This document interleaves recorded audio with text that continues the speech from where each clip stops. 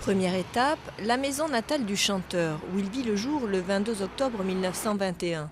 Une maison joyeuse, habitée par ses parents et grands-parents, des adultes qui lui ont inculqué le goût de la liberté. Avec sa bande de copains d'école puis de collège, après les cours, Brassens fréquente le château d'eau, le jardin public de la ville. Ce lieu permettait de faire un peu les 400 coups avec des copains qui habitaient tous dans le même quartier. Et toute la bande se retrouvait. Et Brassens était un peu meneur de bande parce qu'il était déjà grand, il en imposait, il savait fédérer un peu tous ses amis.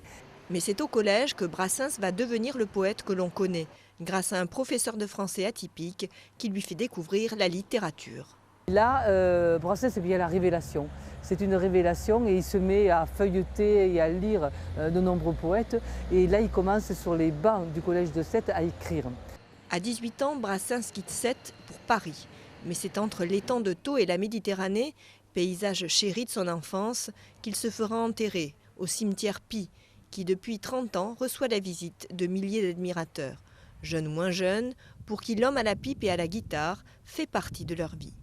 C'est mon père qui écoutait ça et finalement je me revois à la maison, il mettait les disques, il mettait les cassettes et puis du coup on a appris à écouter Georges Brassens et puis voilà, quand il fallait pousser la chansonnette en famille, les copains d'abord, c'est parti quoi. J'ai bien aimé et j'aime toujours la profondeur de ses textes quoi. Mais comme je vous disais, il a écrit tellement de choses importantes qu'on se retrouve toujours un peu quelque part quoi.